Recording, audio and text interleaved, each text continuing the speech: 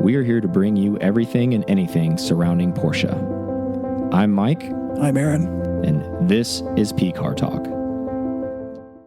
Welcome to another episode of P-Car Talk. I'm Mike. And I'm Aaron. And we're getting started here. So before we get further ado, obviously we have a new sponsor as we discussed on the last episode. Let's go ahead and thank fdmotorsports.net. Yep. What do they do? Obviously exhausts. They do goldenrod short shifters for Singer. They do, so make models, they do it for 964, 993, 996, 997, Boxster Cayman. It's pretty amazing that they do all that stuff for all of those cars. And basically, those cars, how their exhaust systems work, you send in your exhaust. Yep, the core. The core, and then he does his magic to it. You get more performance out of it, and you get a better tone, and you get your original exhaust back on the car. Wins. All the way around, especially for all the people that are so self-proclaimed purist or whatever.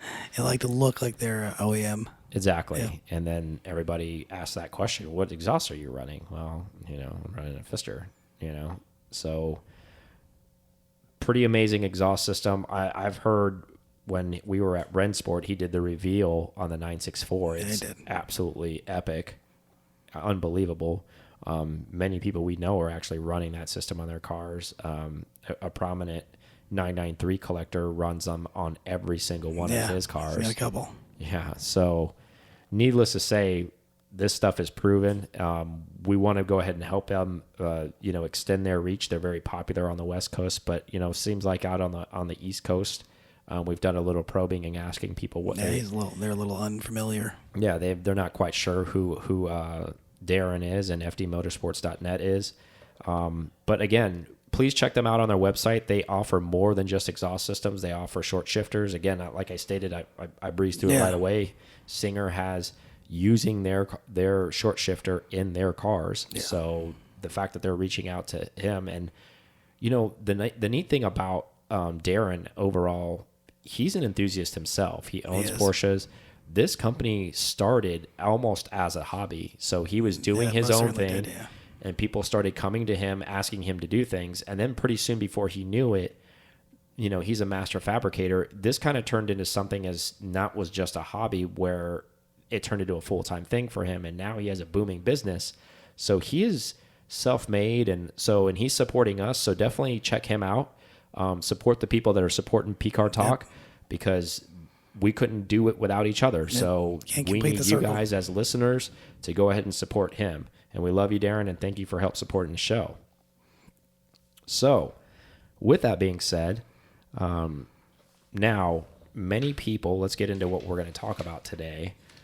We're going to talk a little bit about F1 stuff, Star Wars, which is a whole other topic. I watched that video. Good. You and probably everybody else. We're going to go ahead and talk about the EPA and what they're doing to the Taycan. Additionally, the new GT3, the 992 GT3 Touring and Standard, and then we'll, thank everybody at the end again. So let's go ahead and get rolling. So many may or may not know, Porsche was going to enter the 2021 F1 season. And when I say that, not as a manufacturer racing, they were going to develop engines for teams that wanted to basically buy engines from them. Yeah. So they were going to enter the market and support certain teams that were going to run their engines. With that being said, I guess Porsche Motorsports division, the brass up top decided to pull the plug on that. However, engines are already developed. So what do you do there? You can already see where the wheels are starting to turn, right? So they have these engines sitting around. Does this sound like this has happened before in Porsche history? I think so. Yeah, where's many times, right? Yep. Wow, we built a 959 to go rally racing. Guess what? We're not rally racing because they disqualified that class. So guess what we're going to do? We're going to build a road car. Carrera GT, anybody? Yeah, exactly. Similar things here happening. So we're going with this is obviously they're in the testing phase of this engine. They're going to carry through. Long story short, but I'll make it long because we're going to still talk about it for a while. 2025 anticipated Porsche successor to the 918, the 918 hybrid. So 2025 potential hypercar coming out with Yep. this F1 engine. No horsepower figures, but definitely saying it's going to be some type of 6-cylinder of some sort, because that's what the engine is. Yep. They didn't give away too many Easter eggs about it. It actually, because obviously F1 development, you can't share a whole lot of what's going on. It didn't say whether it was going to be a flat 6 or a V6. It didn't get into that. Either way, theories behind this is going to be a 6-cylinder engine with some type of hybrid electric motor assist. Is what this is going to look like. Like the futurist GT1? Kind of. I mean, from an engineering standpoint, Because it's a 6-cylinder. we can get in we could get into that and then we'll circle back to this stuff. No, it's fine. It's good. It's a good tangent to talk about because it's fresh instead of like bouncing around. So you brought that up. I mean, in this technology, same thing with the Carrera GT and the 918 hybrid. The cars are beautiful. Don't get me wrong. Yep. But the engines are developed first, almost kind of like fighter jets. Yeah, everything around it. So the power plant's developed, and then you put a shell around it. So to sound, I guess, I don't know, unartistic about it, I guess, the body part of it is essentially just a shell. I mean, they're going to make it beautiful. Don't get me wrong, but the important part is the power plant. The important part is the thing that's already It's like you make the heart, and then you figure out what the rest of it's going to look like afterwards. And not that they don't care, but it's almost kind of a secondary priority after that. It's like, all right, this is what we want to roll with, and this is how it's going to sit in the car. Now, you guys, design guys, figure out how to make us comply, make it beautiful, and cover up all this stuff. And go. So that's kind of how this is going to go down. But the interesting thing about this is kind of one of those things in Porsche's lifetime, what they end up doing it's kind of like always what they do. They build something and then there's always a race car that doesn't race. Doesn't work. Then they always have a motor. Exactly. It's almost like it's planned. Yeah, it's one of those things where they go, okay, this is what we're going to do, and then they don't do it, but It's still gonna be use limited, they and still it's gonna use be- the yeah, power plant, exactly. right? So more to follow on this. Obviously, more details will be coming out. If you're part of the 918 program and you're one of the listeners, and we do have some people that are, hang on to your money, I guess, Yeah, because 920 or whatever they're going to call it. whatever they're going to end up calling this thing and whatever it's going to look like, you guys are going to get your shot at this thing. If your dealer's sized up enough to get an allocation for it, I guess, because it's probably going to be pretty rare if they're calling it a hypercar. I'm expecting less than 1,000 units, of course, like usual. But interesting enough, Formula One engine derived, so it's going to probably sound insane. Oh, it's going to be like some of those tag cars that they were doing the retro. Yeah, kind of super fit to. high revving. Probably, how crazy would it be if they had like a 12,000 RPM thing where it sounds like almost like a motorcycle, but it's a car. Anyways, some of the things they did release about the car, as far as the goals for the car, they did say it was going to be an electric assisted motor. Okay. So that's part of the deal. They did say 6-cylinder. And one of the things that they did say, that they're targeting goal, so they didn't share horsepower, but they're targeting Nürburgring numbers under 630 with this road car, which is, in comparison, insane. So think about this to chew on this for a little bit.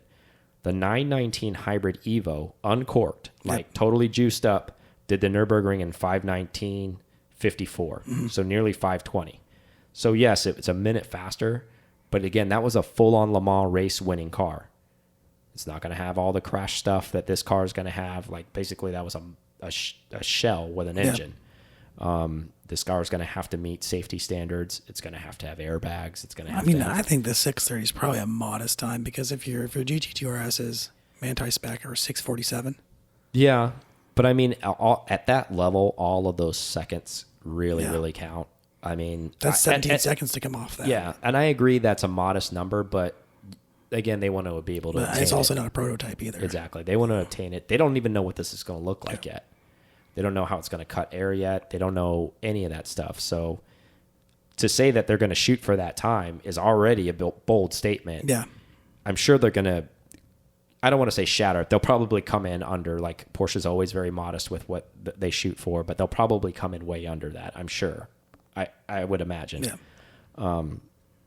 But with that being said, to put that in perspective for you guys, if you've ever seen that video, that Nürburgring video of that Evo, you know what I'm talking about. And if you haven't, go onto YouTube after this and watch it. It literally looks like he's riding in a rocket. Yeah, and he'll just holding on. It is so fast. The fact that he's even controlling it around the ring is incredible. Mm-hmm. And the ring is a long track. Yeah, but you have 14 miles of undulations and just elevation everywhere. It's turns, insane. Chicanes, switchbacks, and that car did it in 520, just rounding it off. I mean, that's insane. The G's that are being pulled in that, and they're shooting for 630. That's a road car. Yeah, that's crazy. That's going to be lightning. I mean, it's going to really be out of control. So, which turns me on to this next thing. So they're saying 2025 with this car. We've discussed it a couple times on the show about the Le Mans Hyperclass being opened soon to encourage manufacturers to have a car running in that class, and then for them to homologate hypercars for the public. I think this is the run? Well, I was going to ask you, is the timing with the release of this is off? Yeah, it is. So I was going to, what actually, it's the exact opposite. Okay. So is Porsche not going to enter that series because they're developing this? Because the timing doesn't match up. If they said mid-decade, so 2025, they're expecting this hypercar, whatever they end up calling it, we'll just call it X for now, comes out. Well, that series will already be in play. So then maybe this one doesn't play in that series then. So we'll already kind of know what it looks like if it does play in that series. So unless this is going to be the cart before the horse type of situation. So I don't know. Now there's also another, if you're playing devil's advocate, another way to think about this. The engine's already done. Yep. So you can put it in anything, essentially. And that's true, like you just described with the shell being built. Yeah. And then you can develop the road-going body totally different, but it's still going to have the same heart as that car. That's what I thought. Maybe they're going to, for once, they might do it a little reverse. But generally speaking, though, how all those classes work, even like when they made that McLaren F1, they had that McLaren F1 GTR, which raced at Le Mans. So it still looked like the McLaren F1 road-going car. It was just the race version of it. So generally, you don't do things like that. Usually, if you're going to body the car, it may look a little different just because it's a race car body. So it may have canards. It's obviously going to be lower. It's going to have probably dampening is going to be a little different. Wings are going to be different. But generally speaking, the car aesthetically looks very similar. And at least you can see the silhouettes are there. Yeah. If they do something totally opposite, otherwise they end up going to tease this car. I mean, which is entirely possible. I can see that. I can see that too for being maybe a new series. Maybe they're going to hype it up. Oh man, can you imagine what the race car is going to look like? Yeah. Or you mean the road car? The road car, yeah. Yeah. I mean, that's entirely possible too. Again, and we're just in speculation. We're essentially forcing Porsche from our small viewership into this class, which they've never committed to or said they're going to do yet. It's cool that they're doing. I mean, they have to do the hybrid though, because they're going to have to do that full. They're going to have to do the electric mode so you can drive it in the city as the road car. So at least they're thinking that way. Yeah. Again, and then I want to talk about another thing that when I was writing this and I was reading and doing my research, it made me think of another topic as well. It pertains to this, but with that topic we're on right now, I really hope Porsche does enter that Le Mans class, that hypercar class. And again, we've talked about, I just don't see how they can't. Like, because of all the manufacturers that exist in racing, they're the ones who do the most racing. And that's the class they should dominate too. Yeah. Yeah. And again, I don't know if it's one of those. Well, the FIA says it's happening in Le Mans and the IMSA and all of them, they say it's going to happen. So I just don't know if they think it's not going to launch properly or the way that's going to look, and if it's just a waste of their time. Because I mean, they did pull out of the prototype class, but they were already in it, so they showed what they could do there.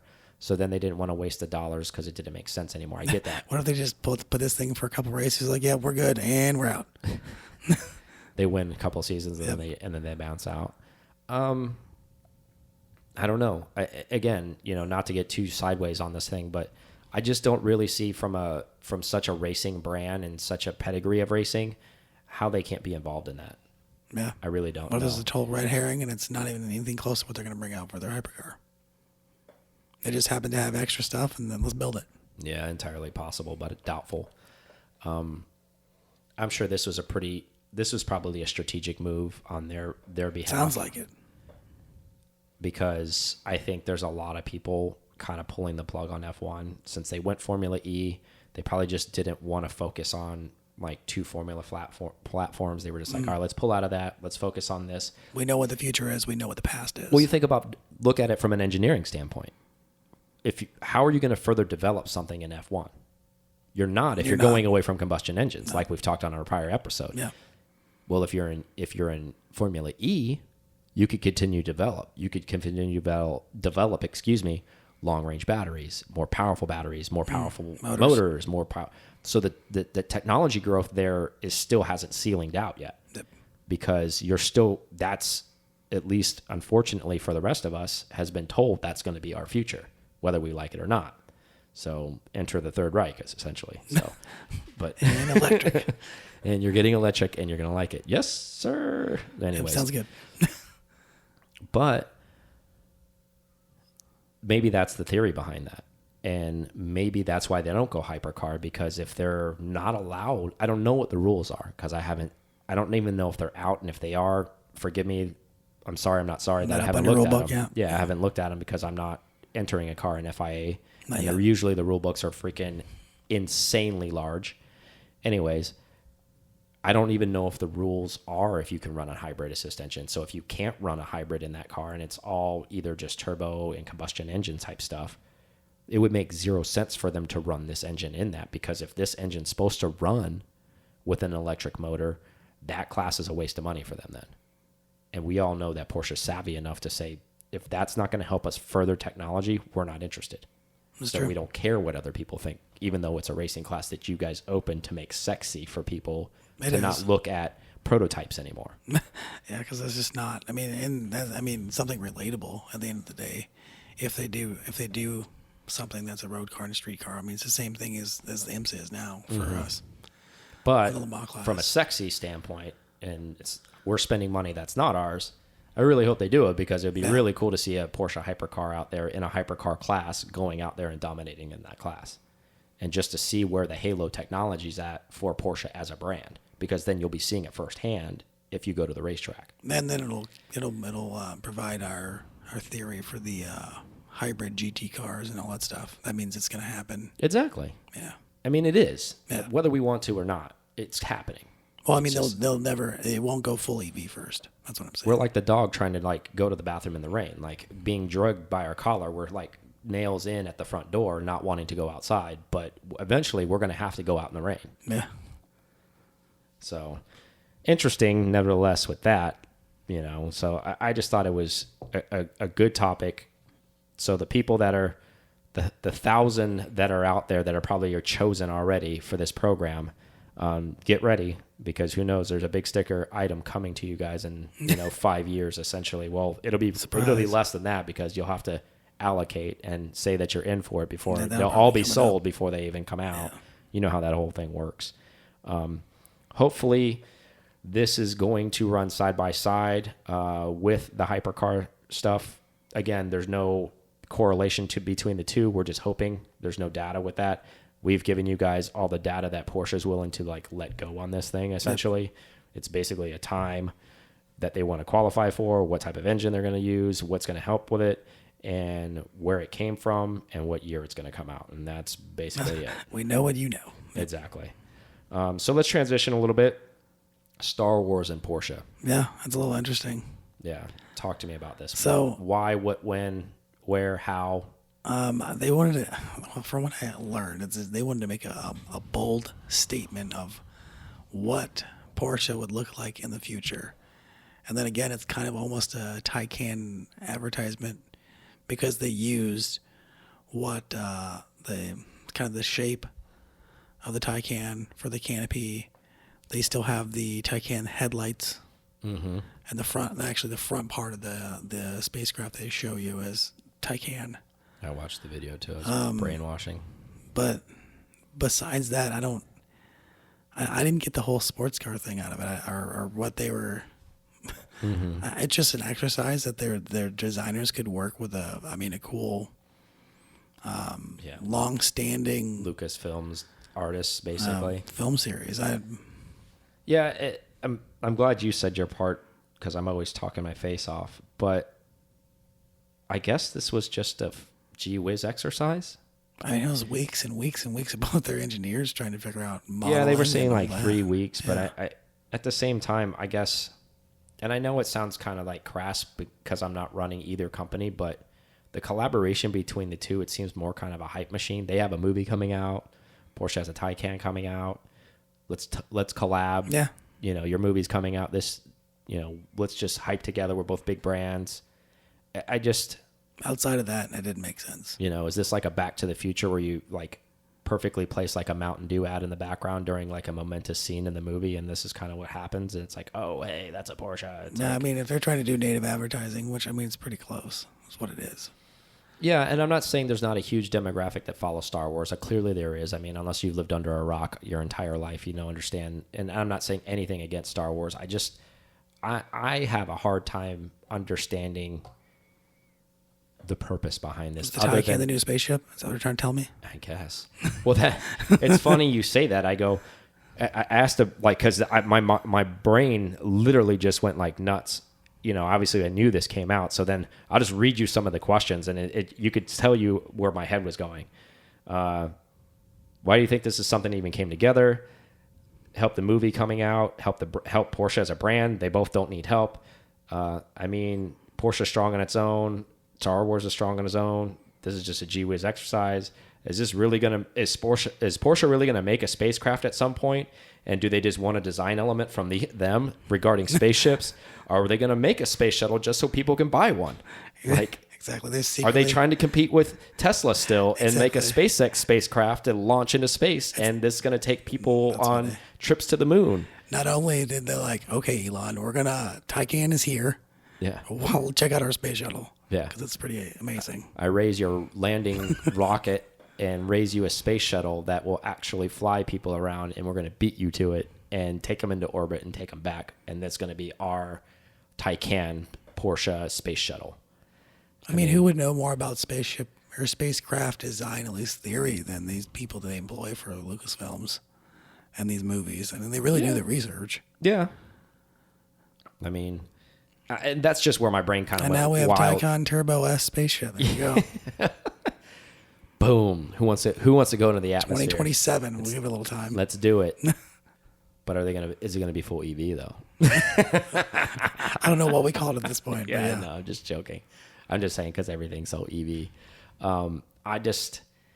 No hate against either company in this. I'm just kind of like shrug, hands up.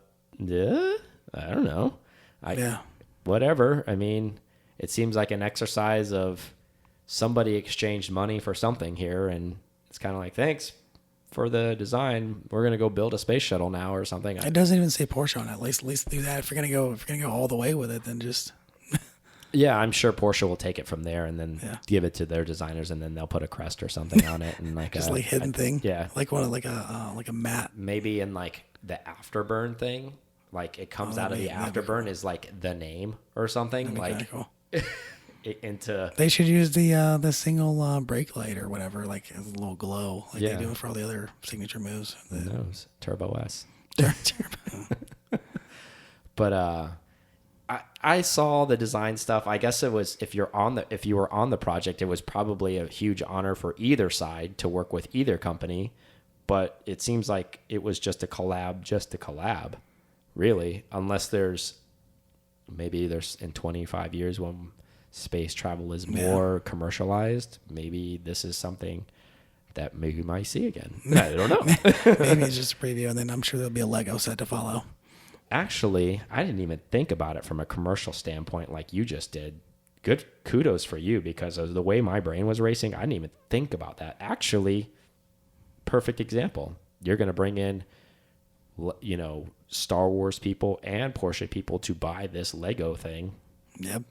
Good call on that. And then everywhere else, they're going to make figurines. So all this just to make a toy, bro? Yeah, bro? I guess so. Get out of here, bro. No. But, geez. Yeah, hopefully not. Maybe we'll see a spacecraft out of this, but I just thought that was interesting, and I'm sure many of you guys have seen it, and many of you guys have your own opinions and theories behind it, and I'm hopefully as baffled as much as you guys are out there as well. But enough of that. Let's take a quick break, and then we're going to talk about the EPA and how it's affecting the Taycan, and we're going to talk about new 992 GT3. Nice. Some good stuff like that. So let's take a quick break, and we'll be back. All right. Thank you guys listening to PCAR Talk so much. We appreciate you guys so much. I can't say that enough. Also check us out on YouTube. We release videos on Mondays, Thursdays, and Fridays. Help support the channel. Everything we're doing is trying to bring the community closer together. We definitely appreciate that. Also, when you go onto YouTube, you know, if you could subscribe, maybe pass it along, make a comment, we really appreciate that. Again, circling back to pcartalk.com, there is a newsletter created on there. Please put your information in there. That way we can keep you up to date on anything that's coming forward and anything that we're going to be doing moving forward and all the exciting things that are coming out. Now back to the show. So the EPA has rated the new Taycan at 201 miles. And for those who don't know what the EPA is, the Environmental Protection Agency in the States. Boo. They're the ones ruining our lives. Those are the ones that, yeah. But anyways, why that's significant is Porsche's claiming 280 miles of range. However, there's a little discrepancy here. Now, we're not saying that the car, we're just reporting, obviously EPA is not saying this either, that the car only gets 201 miles. Nope. Somehow they came to this with their little quacky formula. This is their safe rating. And what I mean by that is, as you know, certain Porsche cars are underrated even from a horsepower number when they leave the factory, because there's an SD where they want to make sure that they're able to deliver on, whether there's heat, snow, freezing, whatever. Bahrain or Alaska. Exactly. It can produce in any of those sites. We're not saying whether we agree or disagree with the situation. Now, an independent study has shown that the Taycan gets 275 miles of range outside of Porsche. So it's pretty close to the 280. So circling back to the 201, the reason why they're saying that is to basically cover their asses. Yeah. And the interesting thing, and when I say that, meaning the EPA is saying that to cover their asses, because the EPA has to obviously give it the seal of approval to be sold in the U.S. They feel comfortable with that number. I think Porsche is comfortable with that number and not fighting too difficultly, because it actually helps protect Porsche as well, because if it under promises and over delivers, they're safe. So they don't want a fiasco on their hands of promising certain numbers and then people are stuck in a freeway in, you know, the Mojave Desert or whatever, and it's just cooking to death, and then it doesn't get anywhere close to the mileage. Yeah. Either way, the interesting thing I think about this whole situation is the EU delivery hasn't changed at all. Yeah, nobody. So the number is still there. There's no governing body to make it recalibrate whatever they're saying that it's going to deliver. Now, the EPA is not saying that the car can't deliver that. The EPA is saying that they don't want to take responsibility, almost like everyone in society that's in any kind of executive or management position nowadays, it doesn't want to take responsibility for shit anymore. Yeah, why do that? So everybody wants to pass the buck. So they want to be under safe with this thing to say, so when consumers and the trolls get on the internet or whoever starts sending Better Business Bureau, whatever the hell they end up, people do nowadays with their time, and send stuff to them to say, you said this car was going to get 280 miles, to the gallon or whatever per charge. I got 269 and da-da-da-da-da, or I got 270 and this is blah, blah, blah, blah, blah. They're trying to distinguish those trolls by really saying that this car gets a lot lower number than it does. Yeah. So when they say 201 and then you get 255 per charge, you've got nothing to bitch about. That's the theory behind this. I'm just explaining this whole 275 and 201 is kind of, that's a little bit of a delta there. It's a huge delta. I could get into the formulas with it. It's a long, we don't want to have a mechanical engineering session. It's not one of those things where it's like, there's channels for that stuff. We're not that channel. I'm not breaking down the science. But we're bringing this to light because I agree with that. That is what you said. There's a huge delta in that, and I think it's interesting that, and I think more of what I'm looking at this as is not wanting to take responsibility for not delivering what they say it's going to deliver on. I think that's an interesting. Well, I think that's an interesting approach. Well, they're willing to take responsibility, but at a number that doesn't even make sense. What I want to know is why the EPA is so strong about what that number is. What they came up with as far as especially being a full EV car. Why? The development of that. And again, I think it's back to Porsche wanting to obviously sell the car in the U.S. and the EPA, as we know, and the DOT are both nightmares to probably work with from a car manufacturing standpoint, and for the rest of us as consumers trying to register our cars, pass emissions, whatever. The stranglehold gets tighter and tighter as the years go by. This is maybe part of that too, where, yeah, your car may produce 400 miles or whatever. And the depth of the research in this is very shallow, so forgive me for that. I didn't get into the nooks and crannies of why this is actually developed the way it did develop, but I just found it to be interesting because there is a significant number difference. I mean, we're not talking like 10, 20 miles here. And that would be the expected. Yeah, exactly. Yeah. I mean, from 201 to 280, I mean, that's a third, essentially, of what they're saying that it could develop. Now, sidebar to this, if you've watched the Matt Farah smoking tire video on the car, he did say that he smoked through a lot of the battery by driving the hell out of the car. Like 40% of the battery in the Taycan. And I think, what did he drive it for? Less than an hour? Yeah, I don't think it was too long. I can't remember. And we've been on those roads, so he probably didn't put a ton of mileage on the car while he was doing that. And he was driving it in full balls to the wall mode. Yeah. And it burned up a lot of the battery life. As you should be testing it, though, because he's a journalist and you want to push it to the wall, and especially it being new technology, you want to see what you're going to get out of the car. So clearly, from a reliability standpoint, this car is going to be obviously lightning fast. That's one of the big things that he did say. It is really, really fast. But obviously, it's probably going to be like most Porsche cars. It's going to be split personalities. If you drive it hard all the time, your range, just like gas mileage, is probably going to be significantly diminished. Yeah. However, if you drive it in bitch mode, you're probably going to get a ton of mileage out of it. Just like if you're hypermiling your Porsche, I don't know why you would ever be doing that, but if you're doing it, if you're one of those guys or gals, I got 32 miles out of my car. Oh, what are you talking about? You're one of those guys. We were driving to Atlanta. I don't know why you'd be doing that. Like, we're driving to Atlanta in sixth gear. No, but you were talking about what mileage you were getting. I did. So what the hell are you talking about? I did get good mileage, though. It's the 20s. Exactly. Bitch boy. Anyways.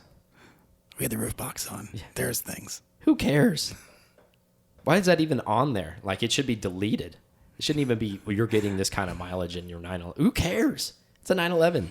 You put gas in it, it goes. It's true. Get it done. Why this is important is just showing that the government regulations is strangleholding things, and you really wonder what's really cooking behind the scenes here. It maybe with now the story that I told you on the sidebar with Matt Farah, does this car really only deliver 200 miles? No, I mean, I'm on that other side. They got to be doing their test. I'm sure it's not. But just like one it test. says, independent study says 275 miles of range. But there's very little detail on that. Yeah. Did they drive it in errand mode going to Atlanta, not pushing it over any RPM range and trickling around? Yeah, they maybe. I don't know. There's no details. So all of you that have one on order and an allocation in the coming year, start chiming in. Tell us what's happening if you're living with one. Yeah, I'm sure it's going to be coming out. Because I don't remember. Is there an extended range battery for those, or is there? I don't think so. No. Okay. I think it is what it is. As far as I just think that there's obviously, the big boys coming out first. Yeah. And then the other models will trickle out after that, as far as the range goes. But I just thought that was an interesting article that was written on it, because that's kind of like recent news about it, and that's a significant detail. And the EPA was very, very adamant about that the car does get more than they're rating it for, but they're being safe because they weren't able to, the EPA wasn't able to, meaning like Porsche's already done its testing. Obviously, we've seen the car in the Arctic, we've seen it all.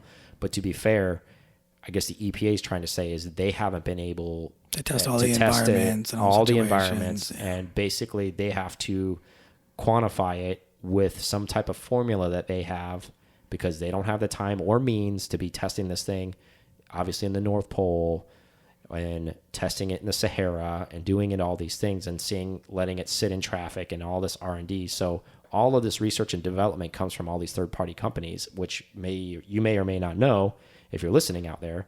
And we asked that too, because we've seen them driving around town, and I'm sure you've seen them if you live in a decent-sized city driving around town. There's these independent companies that Porsche has hired to basically drive these things around town, compile data. They're still doing research and development on these things, and sending data back. And there's companies that, this isn't something new. These companies are employed by many other companies as well to R&D cars and send back data. Help them do their research. Exactly, because they just don't have the time, resources, fill in the blank to do it. So that's what's happening with this. I just thought it was pretty interesting, man. I mean, and again, the Tesla faithful will say, "Oh, well, you say it's garbage. It costs. You're getting nothing out of it, and it's totally way more expensive, and it's this and this and this." And that argument for me, I don't care, because I'm not going to have either one of those cars. But I think the way my crazy brain works is saying that, I have an electric can opener and I have an electric chainsaw, and because they're both electric, those things do the same thing. Hell, you can open a can with a chainsaw, but you damn sure don't want to do that. Yeah, the precision is not quite there. Exactly. And that's where my brain kind of goes. It's kind of weird, because yes, they do, both are electric. Okay, that's about as far as it goes, because one is made for just transport. This other one is a sports car. It's supposed to be performance. It's supposed to be enthusiastic. It's all of those things. Oh yeah, and by the way, people can ride in it too.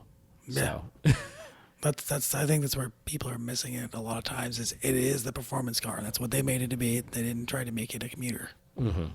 I totally agree with that. It's just, and it frustrates me hearing that over and over, because nobody has anything else to compare it to. But you have that's Tesla, and that's what it does. And it's, exactly. Oh, you have an electric car too? Yeah, Tesla makes one. Yeah, they'll make ray guns and other crap too. I mean, yeah, flamethrowers. Yeah. Whatever, dude. And non-bulletproof windows, apparently. So, yeah. Either way, moving on. The new GT3, spy shotted many times. We've seen it. GT3 Touring in the works, so that's confirmed as well. That's going to be cool. Couple interesting points I'd like to discuss on this for a little bit, so let's spend a little time here. Both are going to have the 4-liter naturally aspirated engine. As they should. We've talked many, many times, prior episodes, even including this one. And, we've given you release dates on when the new full EV sports cars are coming. Now, with even more solid information, do you believe this is it as far as naturally aspirated engines go? Like, is this the final? I think it is. Final go. Because they're getting rid of all the 4-liters they had left over. Any ones they've built. Mm-hmm. So if they're not doing a different liter size or a different motor, if it's the exact same motor they've already been using, then they're probably going to phase it out. You heard it. I mean, that's Aaron's telling you guys, if you get an allocation for these 992s, BTS it up, and you want PTS is dead. Go with the standard color wheel. No. Yeah, guards red. Yeah, you heard it from Aaron. I have to agree with him, because I really don't know if their naturally aspirated engine is going to last for another generation in these GT cars. I just don't. I hope. I'm not an advocate for saying that I'm ready for the switchover. I just don't see it. Yep. I mean, unfortunately, I think we have come, as Boys to Men would say, to the end of the road here. Yes, they did. Yes, we have. But yeah, I agree with you. There's no, the only thing to further it having at least not a full car is going to be the hybrid, so we can switch it on, drive in the city, be green, and then drive it elsewhere. At least as far as Europe's concerned, and that's going to be their main priority since Stuttgart's there. And then we have discussed this before, but I'll bring this topic back up again for people that maybe, get diluted by so much stuff that we talk about. But maybe it'll be a hybrid assist on a naturally aspirated motor. Yeah. So maybe that GT car displacement will go down. Maybe we'll see it go back down to like a 3.2 or a 3 liter and it still be a flat 6, but maybe it'll have a E motor on it or something. Helping it somehow. Still 600 horsepower, but not exactly maybe not as burning as much fuel because the displacement is small. Were there any speculated numbers for the GT3s? Still 500 something. Yeah, it was 500 and some change. It's hard. They're playing that one close to the chest. Obviously, they're not kind of like letting that one out too much yet. So there's speculations on what it would be, but I don't even want to discuss that. I think this is the end for that. I don't even know if it'll go past 992. Like if there is going to be a .2. You think the .2 is going to be the hybrid change? Probably. I think so. So in about 5 because more you think about like how long the gen might be. Like they'll last with the 992 itself. 10 years, right? Maybe. Yeah, I mean, I'm just saying before they go .2, but I'm saying so you're looking at 4 to 5 years, right? Probably with a .1. Mm-hmm. There'll be some variants, I'm sure, like anything. But I mean, as far as engine goes, maybe they don't have to come out with a new engine every year, but they may tweak it. But I mean, it's already kind of tweaked. So yeah, I thought they were getting what they were getting out of that 4 liter. I thought so too. So maybe you're going to see what you're going to see for the next maybe 3 years. They'll do a 3-year run on it, and then maybe a .2 will come out sooner. Remember, it doesn't necessarily like you have to be cookie cutter. Like they're going to stick with that gen for 5 years. Like Porsche has switched up quicker than that, and 3 years. Do the math like we talked about in the prior episode. 2023. What happens in 2023? Full EV Boxster, full EV Cayman. So maybe that again, it's a dual motor. Yep. Maybe one of those motors is going to go in a GT car. So get your 992.1 GT3.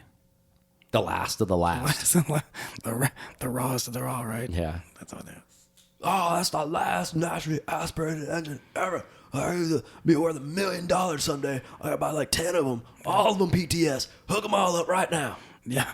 Now all the 996 owners with GT3s and GT3RSs. Yeah. Exactly. Yeah, it's going up. Yeah, boy. That's raw. I told you. That's why I bought 10 of them. This is how Mike and I talk. Exactly. All the other time. It's like a mix of redneck and whatever. So continuing on this subject, Tell us. highly debated swan neck spoiler on the GT3, obviously not on the Touring. Some interesting things that we've talked about at the racetrack with some other Porsche enthusiasts offline.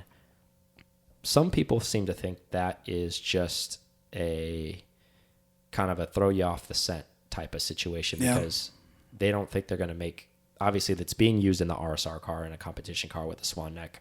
That's not anything new. Mm-hmm. But it's going to be the first time we're ever going to see in a road car. Now, obviously, McLaren's doing it. Yeah, the Senna. Yeah, the Senna's doing it in their car. Blah, whatever. Some people's theories behind that is it's not going to be that. It'll be like the spoiler. It looks that way, but it won't be a swan neck style. What are your thoughts on that? Do you think that is just something to throw people off the scent, or do you think that's something that they're? I think they kind of. I don't know. They need something with more downforce.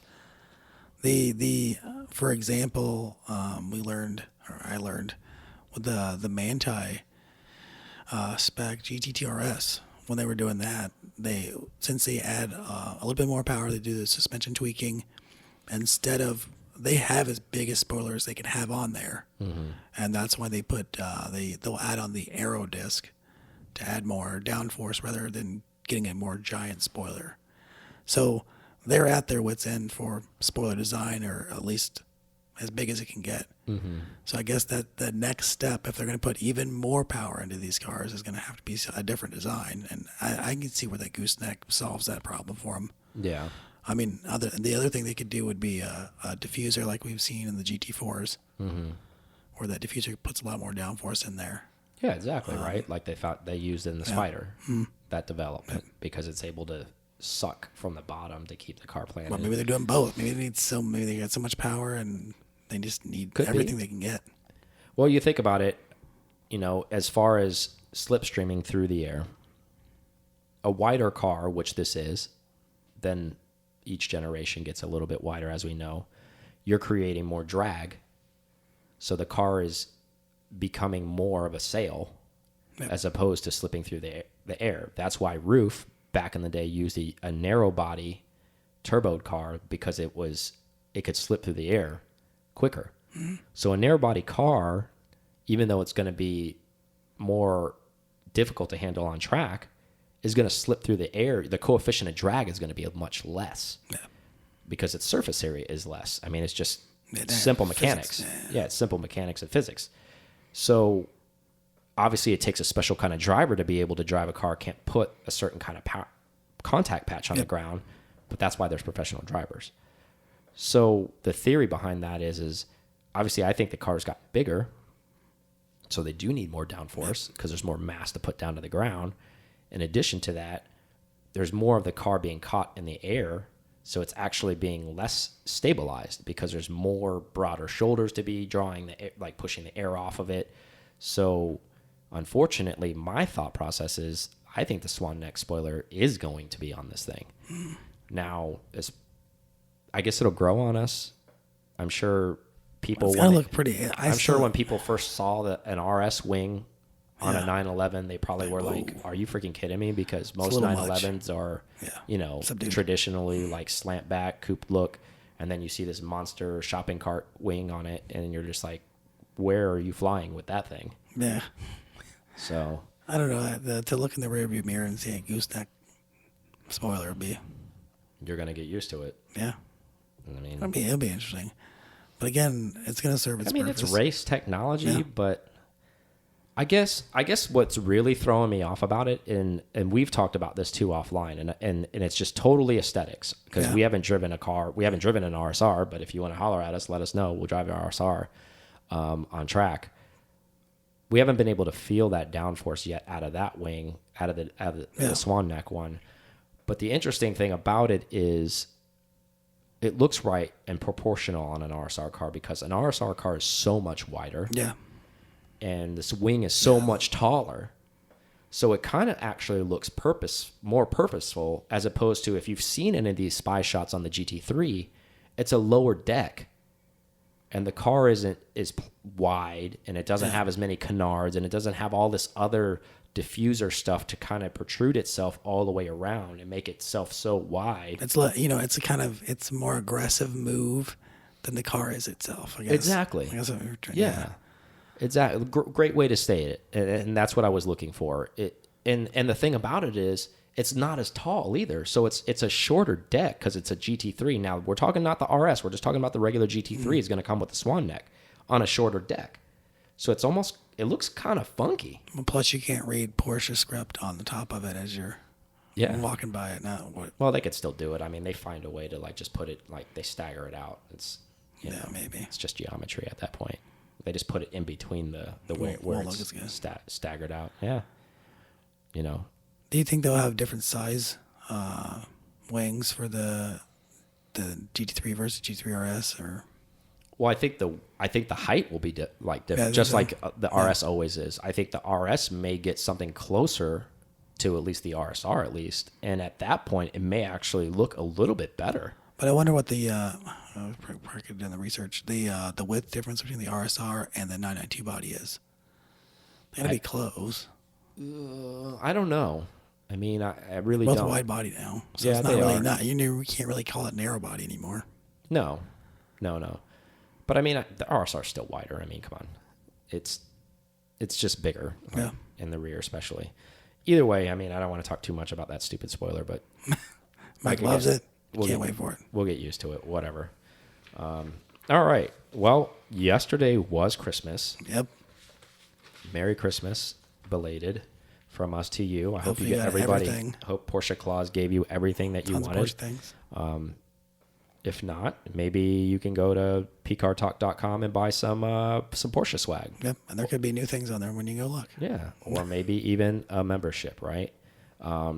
Why is that important? Because we are in development, and we will be shortly announcing the location, and club members will be able to sign up come 2020. Yep. Probably first few weeks of January, you will have a code to sign up for the club weekend, which will be in some mountainous region. Yeah, I almost said what it was. I was going to say and then I didn't. Yeah, I'm glad you did it. So. Some mountainous region where the club members can sign up for that, and it'll be kind of like a drive, hang out, we'll do a dinner, and It'll be chill, hopefully fun. 2 days of driving, nothing official. No, we're going to keep it super chill. Our goal behind it was leave your sport coats at home, because there's plenty of Porsche events that do that, and we're not going to do that. You can blaze without a blazer. Exactly. And then, but it's going to be one of those where there's camaraderie. If you're in the Porsche community, you're part of the P-Car Club, you're going to be invited, and you will have a special code to sign up, as we indicated. If you're interested in that, you need to make sure that you get on pcartalk.com under P-Car Club, sign up to become a member, so you will have access to sign up for the drive, right? Yep. So, enough with that. Let that stew, let that marinate.